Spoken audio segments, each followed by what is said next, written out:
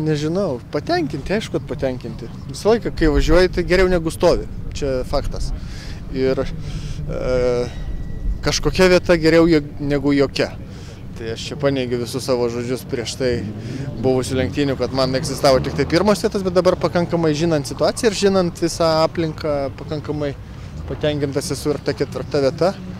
Dar turim įveikti šiek tiek kilometrų, dar turim rezervę šiek tiek padangų, kurias galima bus panaudoti ir važiuoti nebe su senom, kaip važiavau dabar pirmą sekciją, važiuoti su kiek naujesnėm. Tai, manau, komforto zona mano persikels šito aukščiau ir tas greitis galės šiek tiek didėti.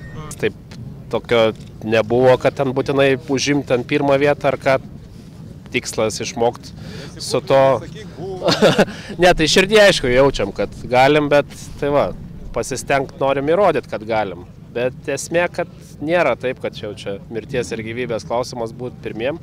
Gal tas ir padeda, nes visiškas atsipalaidavimas. Martynas, aišku, čia namuose, tai jisai jau, ypač šitam paskutiniam, tai išdarinėja jau stebuklus, jau pasileido, jau režimas, manau, kad kaip su raudonu BMW. Tai va, viskas gerai. Bandysim ir toliau panašiai. Pakankamai sunku ir labai keičiasi posūkiuose sąlygos. Ir labai reikia atsirinkti. Tai paskutinis, iki serviso 7 greičio ruožą, kuris jau buvo šioks toks sukibimas praktiškai visur. O 6 tai toks jausmas buvo, kad ten likus kokiam 5 kilometram, kad važiuoji be priekinio kairio rato. Ta pati patyrė jausmą tokį pat ir Čepkauskas. Išlipo, sako, tau nebuvo tokio jausmo, kad važiuojam be rato priekinio.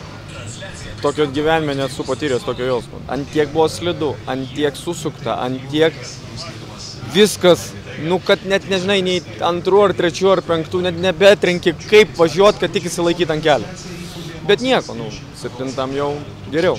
Tai manau, kad dabar po serviso turėtų viskas gerėti, nes jau kelias atsivalęs, jau išlindęs žvyras.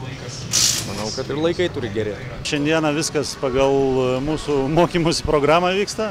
Pirmam greičio ruože apšilom, šturmanas jau ir dieninių greičio ruožų paragavo, tai po to biškį pavežiau maksimaliau jį. Vieną laimėjom greičio ruožą, kitą buvom antri, tai ką žinau, nieko per daug labai tenais nesistengiam niekam įrodyti, važiuojam, kad biškį žiūrovėm patiktų ir patys mokomės, žiūrim, kas čia gaunasi iš mūsų to važiavimo sportinių režimų.